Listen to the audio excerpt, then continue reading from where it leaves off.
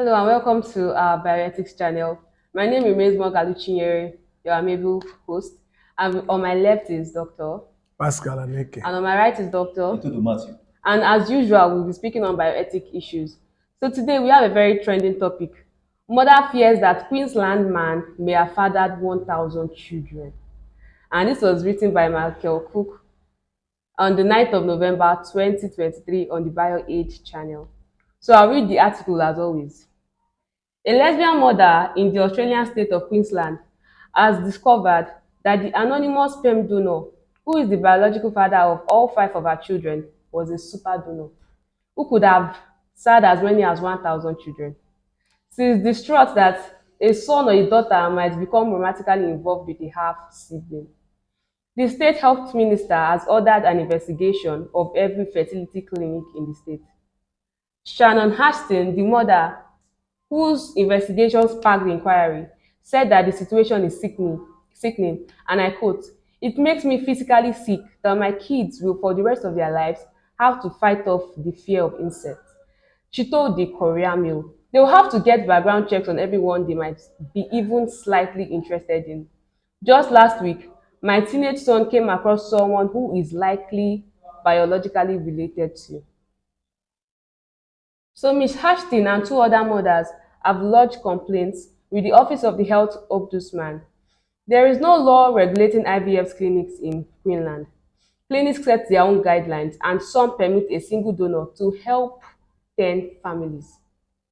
Ms. Hastings used Freedom of Information laws to view the donor's record of the Queensland Fertility Group. She found to her horror that her donor, number 188, had donated 239 times in just 4 years.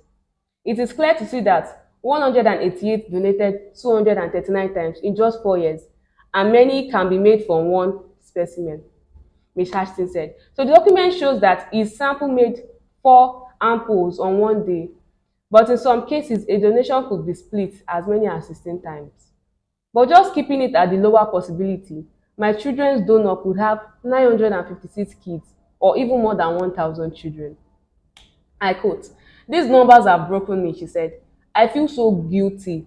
I would never have used him if I had any clue of what was going on. It is no fault of the donor, but I trust the process. Don't get me wrong, I consider myself lucky to be a parent," Ms. Ashton said. That in itself isn't the issue. The issue is the deception and the misrepresentation regarding sperm donors and their usage.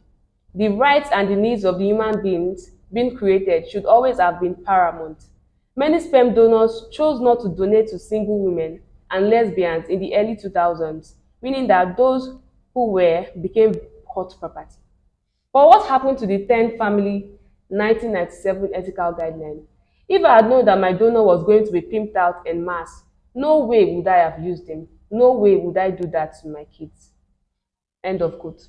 The Queensland Fertility Group is owned by Virtuous Health, an IVF giant with 43 fertility clinics, 63 laboratories in 5 countries, namely Australia, Singapore, Ireland, UK, and Denmark.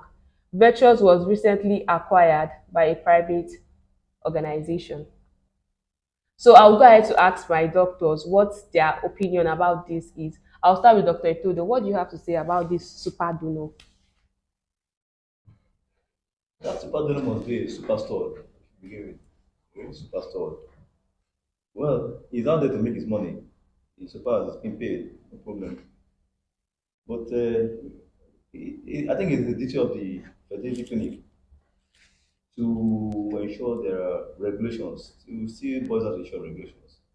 Unfortunately, because they are commercial enterprises, they're not bothered about regulations. They just want to make their money too. So at the end of the day, they put the society in problem. And one of the problems we know is incest. You know what it means, incest. I feel for the kids who have to, each time you eye a girl or a guy, you see, you just have to run around to go and make and carry the test to ensure that's laborious and time consuming and it's crazy. So it's not funny. It's one of the problems of the Western society where freedom has taken them to the extent of experimenting on different things. Which is good for the society um, if it will help to continue